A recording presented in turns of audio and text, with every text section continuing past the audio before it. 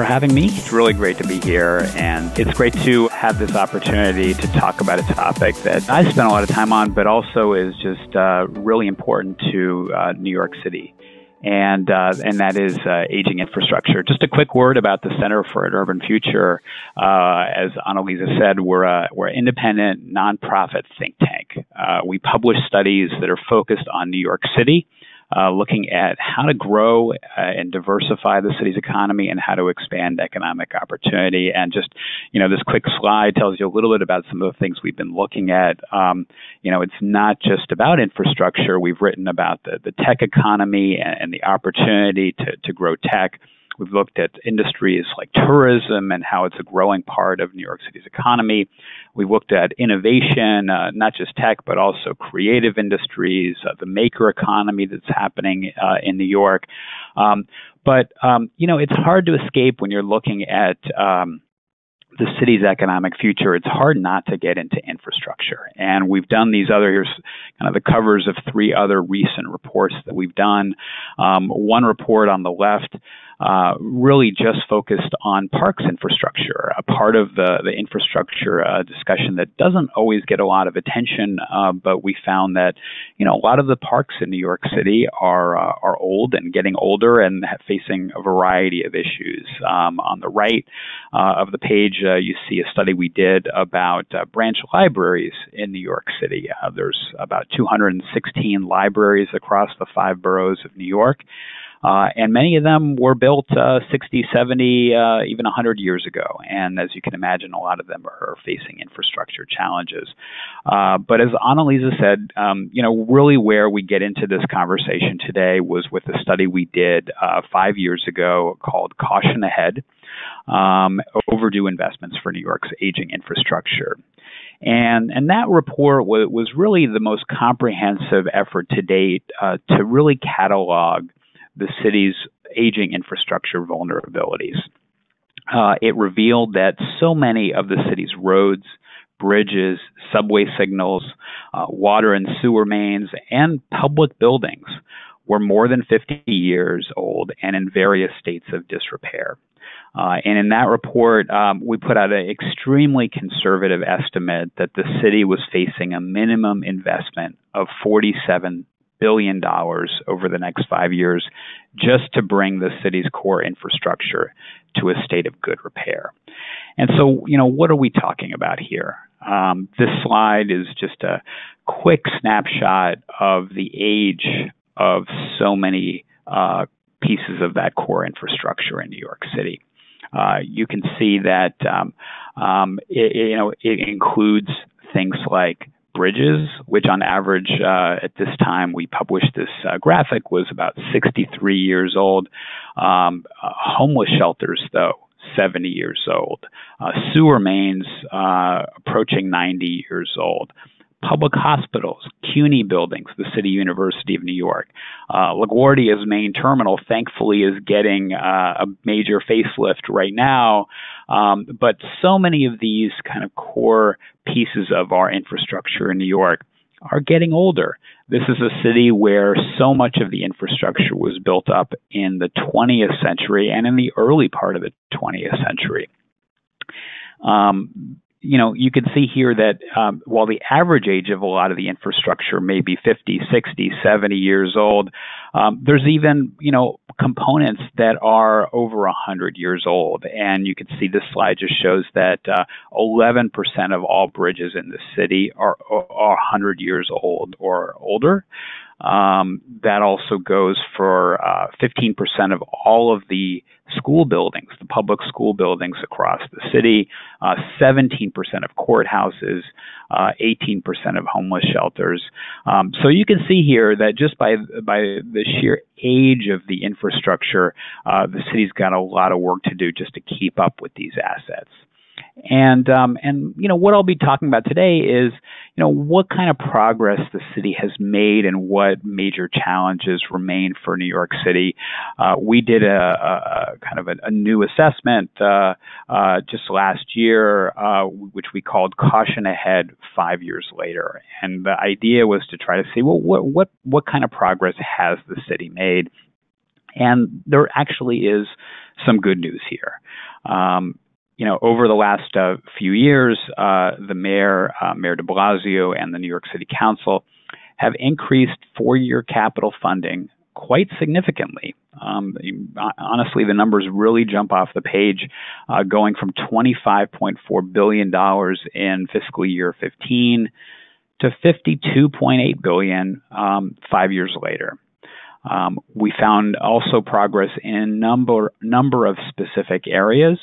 So, for instance, in the replacement of old and aging water mains, in 2018, the city actually replaced 92.6 miles of water mains, up from 19 miles in 2010. So there's definitely been some investment made. The city's Department of Environmental Construction constructed or reconstructed almost 23 miles of sewers in 2017 and almost 26 miles in 2018. And both of those totals were the highest mileage totals in a decade. I think it helps that the city is flush with money these days. The economy has been booming. There haven't been any kind of major budgetary challenges, but it's good that the city has been investing in some of this aging infrastructure. You can see here on this slide that just shows, kind of the level of increase that we are seeing in the annual infrastructure budget allotment that has gone in New York City. This is all adjusted for inflation, but you could see that that for a number of years at the start of the decade, the annual investment was pretty consistent, pretty flat. It actually went down a little bit between 2010 and 2015, but since then, I think to the city's credit, to the officials running the city's credit, the numbers have more than doubled. A couple of quick examples of the progress being made. This is around road resurfacing. And so, anybody going around the city, you probably see streets being repaved. And, this has to happen with all the weather conditions we have, with the age of a lot of the roads, that this has to happen consistently. And as you can see by the right-hand part of the graphic, there actually has been a significant uptick in resurfacing over the last few years, and they've actually exceeded the good state of good repair target in the last few years. Similar with the water mains. Over the past 15 years, only 1 year has the city actually met its own target in replacing old water mains, and that was the most recent year. So the city is starting to put that investment that's needed, but as you can see from the graph here, the city is overall way behind on this. And as I'll mention in a little bit, clearly there are repercussions from that kind of overall long-term lack of investment. The sewer system also, if you look at those last 2 years, it seems fairly low, especially compared to the earlier years in the century. But there has been an uptick in the last couple of years, which is encouraging. So much of the sewer system is old. It's one of the reasons why we have stormwater runoff, and there's a lot of leakage in the pipes as well.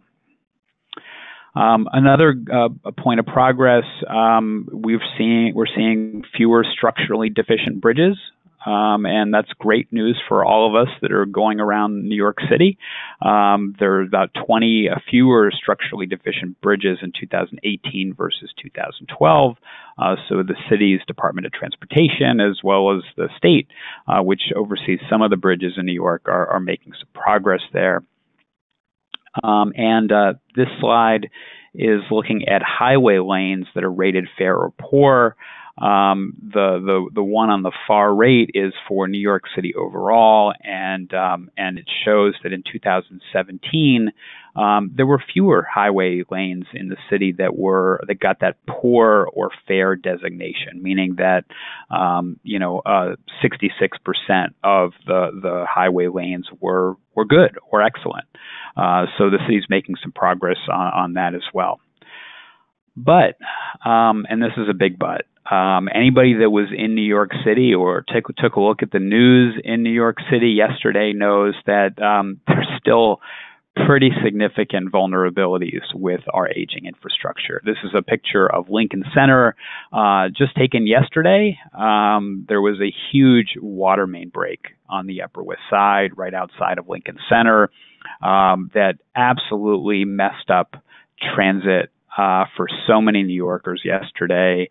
And a lot of times New Yorkers are used to the transit system, the old and archaic transit system causing some problems, having your subways delayed.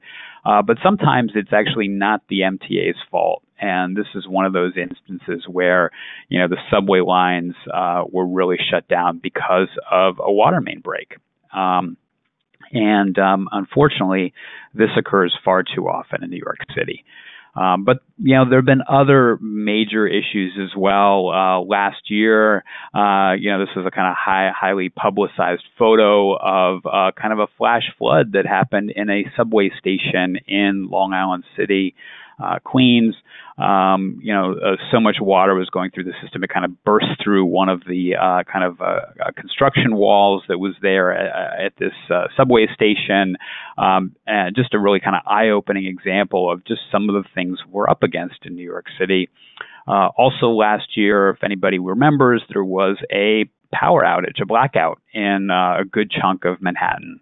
And this talks about another facet of infrastructure, part of the underground infrastructure, our electrical system, which also is old in so many ways and needs that kind of investment and oversight, and we can't always count on it, as this incident reflects. The city's public housing system, depending on who you believe and what the numbers are, there are anywhere between 400,000 and 600,000 New Yorkers living in public housing, called NYCHA, New York City Housing Authority.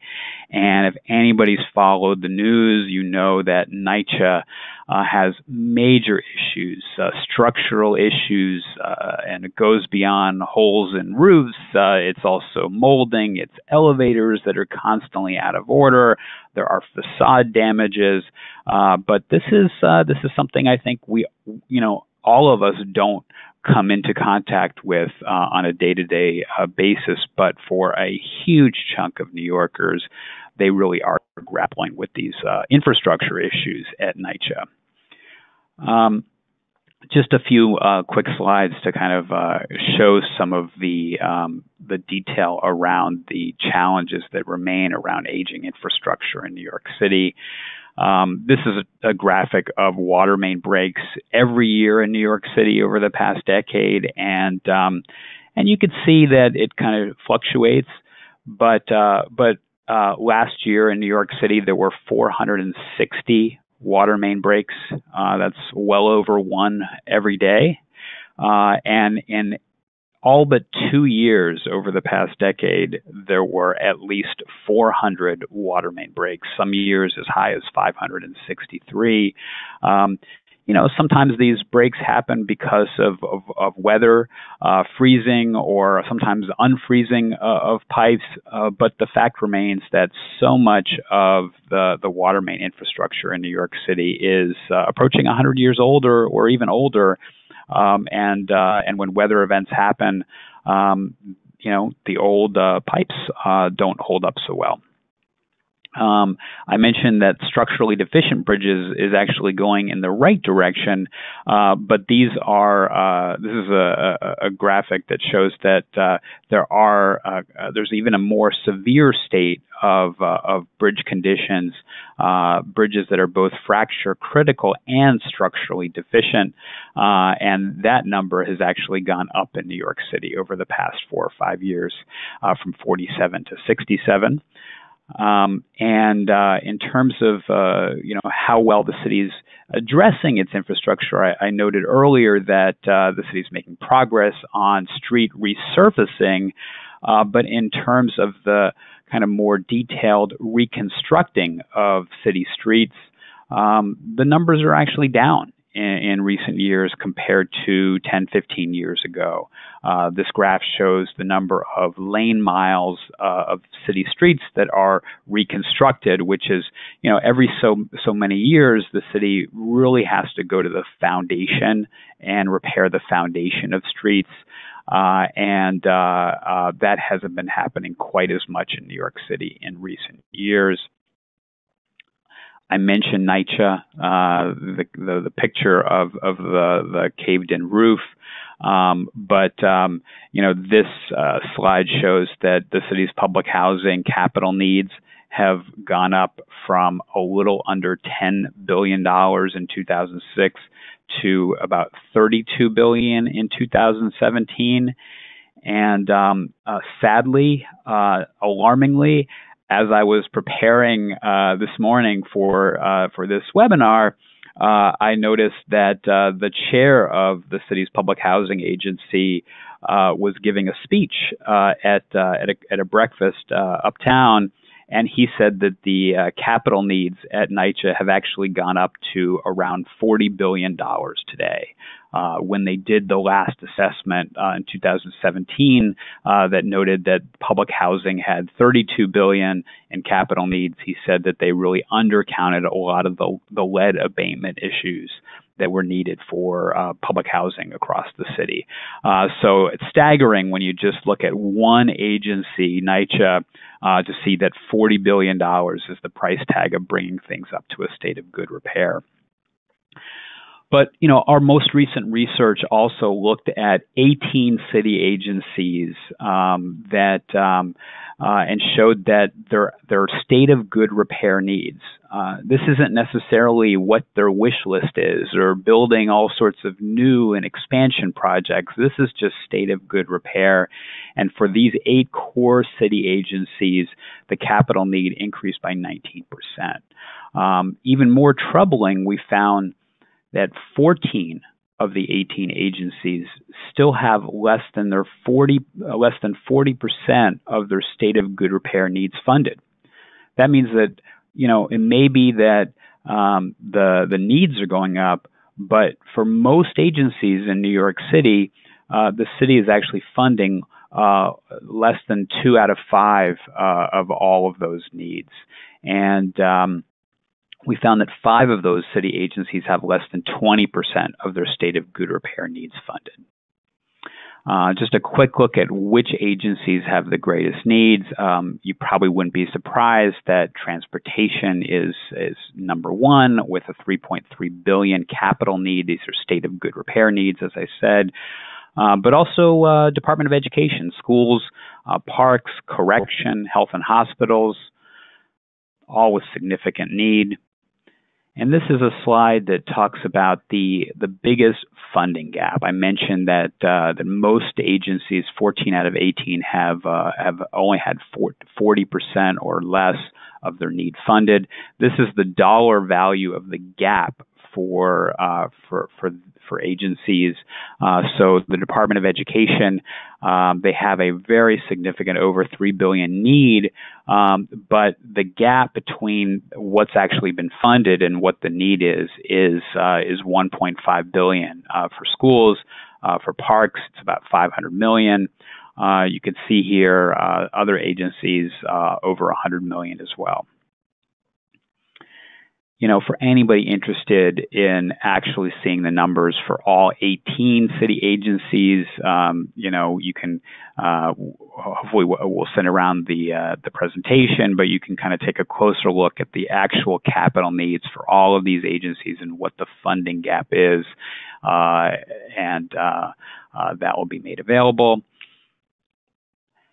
And this is just a series of slides I'm going to run through that shows just the growing need and the gap between what's been funded and what's actually needed. This is Department of Education with the repair needs almost doubling.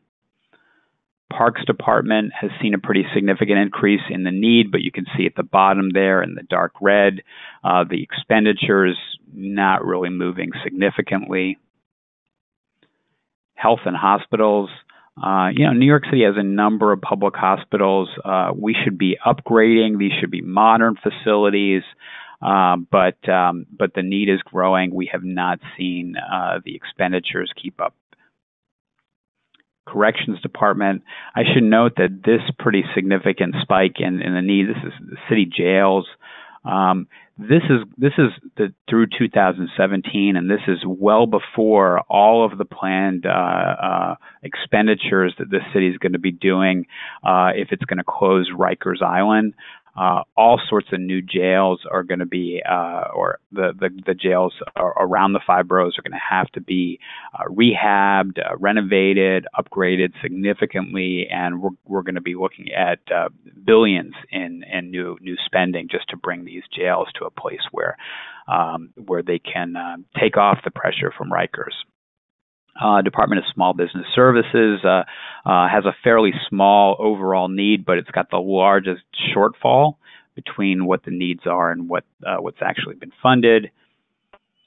And I mentioned briefly before the City University of New York. There are well over 300,000 students attending the City University of New York. It is probably the city's most powerful engine of mobility in the city, people from lower income backgrounds going and getting the education that can lift them into the middle class, help them access some of the good jobs of today. But many of those young people are going in older buildings that have a lot of needs. You can see here just the number of older buildings. This next slide looks at the capital need gap at City University of New York. As just a quick example and aside, one of the City University of New York campuses, Brooklyn College, had so many, infrastructure needs, and there were so many problems that a couple of years ago people started calling it Brooklyn College. Just really brings home just some of the challenges facing the system. Libraries, something that we've written a lot about at the Center for an Urban Future. There are 216 branch libraries across the city. Believe it or not, there are actually a record number of New Yorkers using libraries today, not just for books. People are going there for all sorts of programs. And this is the capital gap, the shortfall in just the state of good repair needs. Many of these libraries have old boilers. They have leaky roofs. There are major issues in just keeping up with the old nature of these buildings. And if you look at the 3 library systems in New York City together, we're talking about $900 million in a gap, capital gap in their funding, their capital needs. I do want to spend just a couple minutes, and I'm near the end of my slide presentation, but wanted to spend a couple minutes on green infrastructure. We absolutely know that, especially after Superstorm Sandy, there is a clear need to be investing in green infrastructure in New York City, and the city is making progress. The city has set ambitious targets of reducing greenhouse gas emissions. And the city has been doing things like curbside rain gardens and green roofs and putting permeable surfaces in parks and playgrounds across the city. And even though the city has built over 4,000 assets of green infrastructure to date, which is a significant improvement in just the last few years, you can see by this slide that the city of New York is still behind its own 2015 target. The target is around 1,200 acres of acres being greened, having green infrastructure, and through 2017 we were around 500 acres. So we're falling short there, even though there has been a lot of progress. Energy efficiency of buildings.